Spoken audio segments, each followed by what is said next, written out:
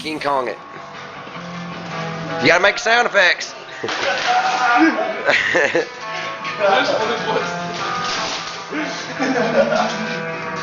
Now get to work. Now clean that shit up.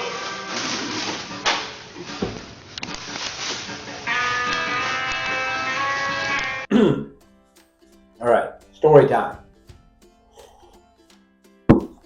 This is a morning story because coffee really got me juiced up this morning. All right, years ago, I worked with this guy. Man, this dude did not care for me at all. And I get it now that I'm older. He was much younger than me, but I mean, dude started kind of maturing, having kids and a family, and at that point in my life, it was just wild. Like to party, hang out with my friends, stuff like that, but you could feel the energy. It was fucking draining. Everything was like an attack, like whispers and like just always talking shit, never really man to man. It eventually blew up, become some sort of animosity ordeal, and if I could do things differently, I guess I would. And probably even now being a parent, I would do things differently because, we just look at things differently. It's just part of growing up, I guess, for a lot of people. Some people just give their fucking kids away. Ooh. But anyway, I worked with this cat who was super begrudging of me. And one day I'm sitting in the studio and the energy's just feeling fucking so weird. I feel the hate today. And because the tattoo industry is a little bit like that. There's usually a little animosity here and there, and like people are very judgy and cynical, but some people aren't. Some people are laid back, but it's a cutthroat place to be. So you get in where you can fit in. You either deal with shit and let that shit scab over, pull it off, let it scab over and create scars in your skin so you can survive, or you move on. Maybe work at McDonald's or financial advisor or real estate or something, because it's probably not the thing for you. So one day, sitting at the studio and just sitting there at the light box, we had this giant light box table. It's really big, and this dude just pops in through the back of the shop. He goes, "Yo, you guys want to buy some gold?" And I don't know if it's just me or how I come up, because I grew up in pretty abject poverty. So you kind of got to be as shady and as scammy as you can to like acquire things, especially when you go into school with holes in your shoes and all that jazz. So I immediately got the energy like, oh, this dude trying to come up on some folks. And I just looked back and I said, "Nah, dude, we good." And all of a sudden, homeboy, animosity was like, "Yo, man, what's up? Let me talk to you." And I'm thinking, what is he doing? This is obviously a scam. I think, this is my theory, the dude had so much inner hatred for me that he thought that anything I thought, that the opposite was true and likely. So he goes, "Yo, man, let me holler at you." Goes out there, dude shows him all this fucking gold necklaces, chains. This is like, Lil Wayne was super hot back then. So like, it was tight to have a chain, some rope or something. He goes out there, start talking to this dude. He gets everybody else in the shop involved. They're like, "Oh shit, buy some gold. And I'm sitting there thinking, are they really falling for this shit? Homeboy gives them like a story about, all this stuff is bought with credit cards and stolen credit cards or some stuff, but here are the receipts. It's legit. Here, look, it's real. Look, I'm gonna do this test. Does some sort of like little makeup test with the gold, scratch it. Homeboy falls for this shit. Buys a shit ton of these chains. Another dude, he convinces another dude there to buy like $1,000 worth of these motherfuckers. And I'm thinking, oh my God, are you fucking falling for this shit? I'm like, okay. So, man, Dude hangs out for like 30, 40 minutes. They get all these fucking gold ropes and chains from him. And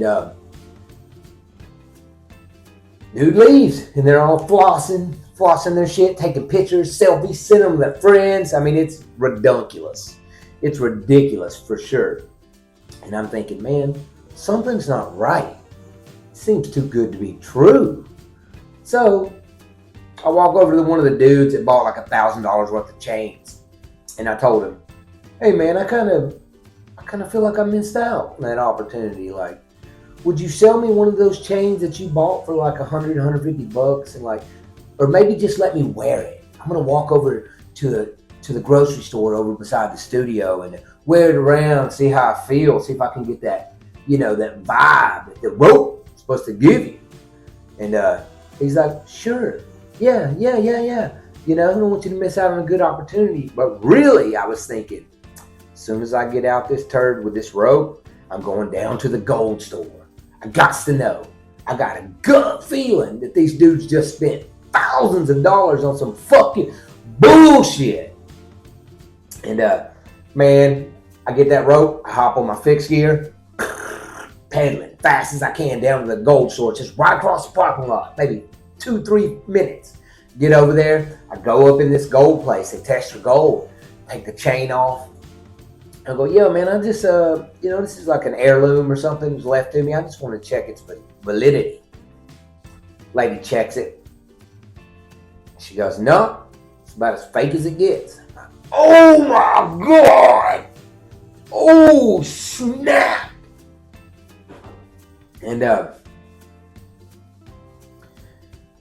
can't believe it. I don't know what to do. I don't want to go back and tell homeboy that just hates my guts. To be honest, I'm a little tickled.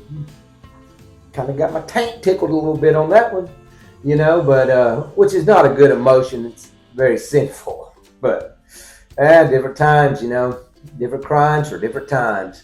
And so I'm thinking, ooh, I'm the only one that knows. These dudes are flossing, running around the studio with their thumbs out, holding their chains up, the ropes, flossing. They're just daydreaming about music videos and all this crap and all this come up, and they're going to sell this and sell that. So I go back to the studio, and I sit there, and I bite my nails like, oh my God. Who's going to find out first? I mean, they got 3 or 4 or 5 dudes that invested in this. First thing, I give the chain back to old boy, and I say, man, I wore it around, and you got a good deal, but it's just not me. It's not my style. It's not my style, but thank you for letting me sport it, over at the grocery store and see if it was my thing, give me an opportunity. I sit down, I'm thinking, man, I'm so antsy. I'm just waiting. Like, ooh, who's going to find out first?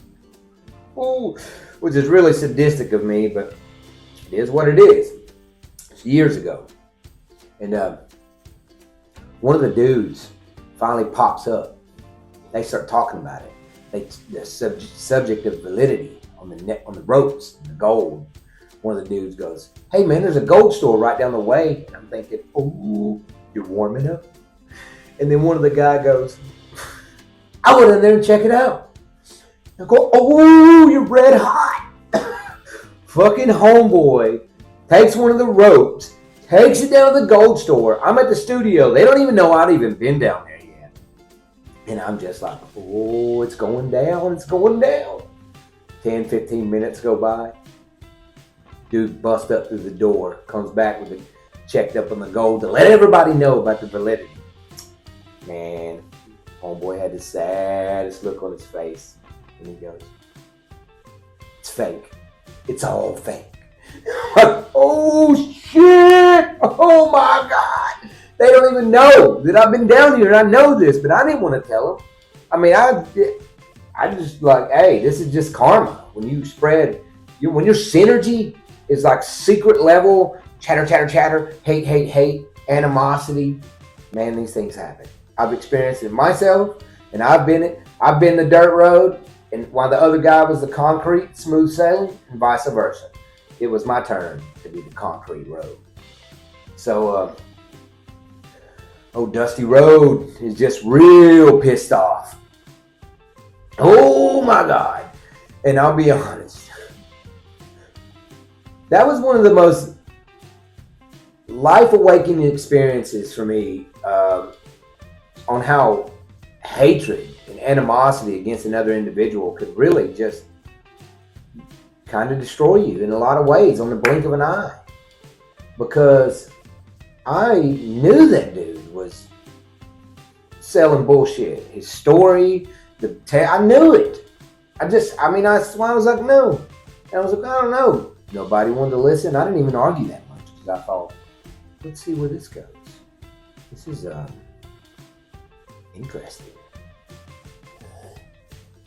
So that's the story of the gold rush. So, shout out of the day goes to my buddy Joel.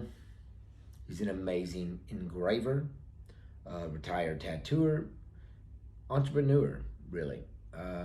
Hot rod builder type guy. Looks like Vin Diesel in a little hat.